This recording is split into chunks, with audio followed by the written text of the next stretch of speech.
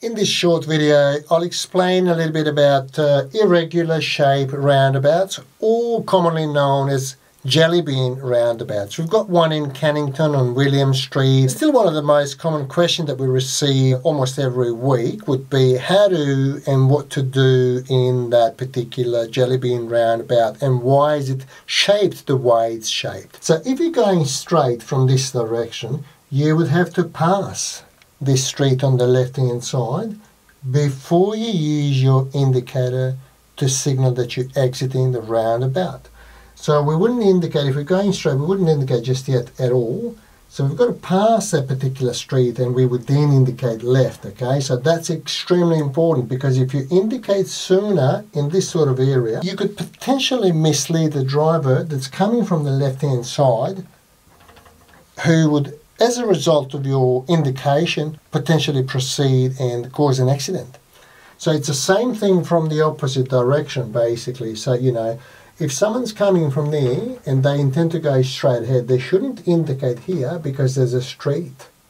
Okay, so if there's someone waiting to turn from this direction, they might assume that this driver wants to turn left. If this vehicle is going straight ahead, they would have to pass that particular street and then indicate when they exit, basically signaling to this driver when they indicate left that they are no longer proceeding in this direction, so this driver can proceed.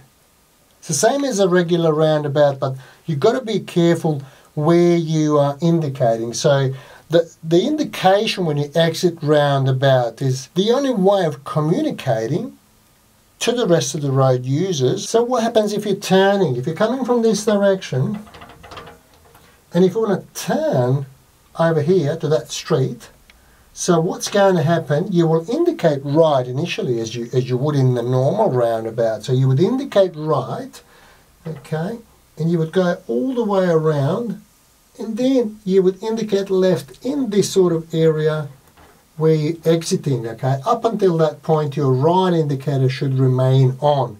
If you're making a U-turn, you would continue, and then you would indicate left to exit about here, letting this driver know that you're no longer proceeding in their direction. So once again, the whole idea of creating this type of shape of the roundabout is because these two streets, this one here and that one there, do not line up.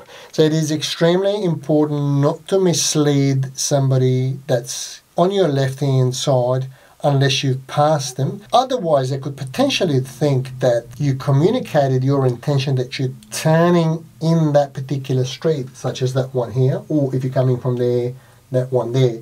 So have a lot of practice in the area and, you know, just ask your instructor to take you through that particular roundabout as many times as possible. There's no identical situations, you know. You might be going through that roundabout when there's no cars at all. The next time there might be a few cars coming through, and so you would obviously have much better sort of feel of how and what happens in these types of situations. It's a very clever idea that they've actually designed these types of roundabouts which would prevent any accidents that are easily avoided. So if you come across them in the future, when you pass your driving assessment, you know exactly what to do.